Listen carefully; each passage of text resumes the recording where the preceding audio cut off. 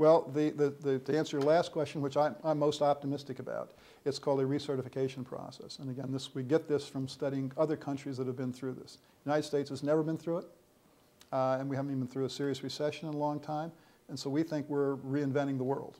A lot of countries have been through exactly the same problem, and the way they respond and the way they get transparency is recertification. In other words, if you're a bank and you think you're pretty good shape, you've looked at your books and say, I'm clean, can I get a gold smiley face?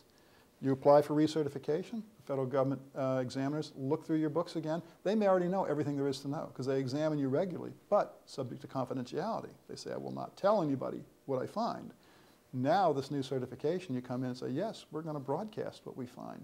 It's voluntary. If you don't like your books, you don't come in for the program. So just the fact that you sign up for the program tells the private sector, hey, this company is either gambling very big or is confident. So you might have some money coming in from day one, but as soon as the government can certify, yes, this bank's in good shape. They either have very little mortgages or they have mortgages that are performing and are not a substantial risk. And even if they had a little risk in here, it's not going to affect their operations.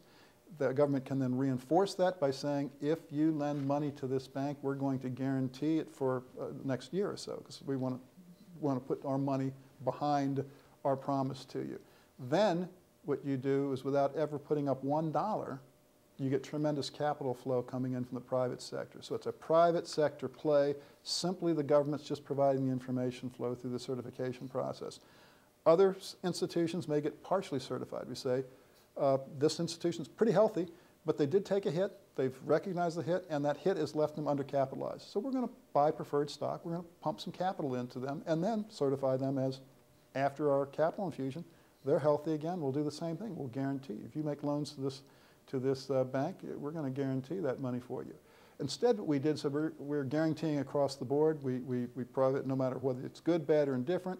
We're not telling you anything about this institution.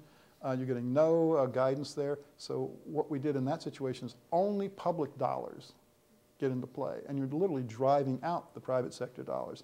Those companies are going to pay dividends as rapidly as they can. They're going to pay executive bonuses. They're going to structure severance packages. You know you're on your way out. You're just going to take the money and run. And that's the message the private sector is getting too. So are they eager to invest in that situation? No. So you have to do a complete 180 in the current administration's approach to bailouts. You have to make it selective bailouts. You have to make it so that it's informative, and you have to back that up so that the private sector can trust what you're saying. And then the evidence, again, from 129 financial crises, is the private sector does the heavy lifting for the government. Yes, and that's a very good way to describe it.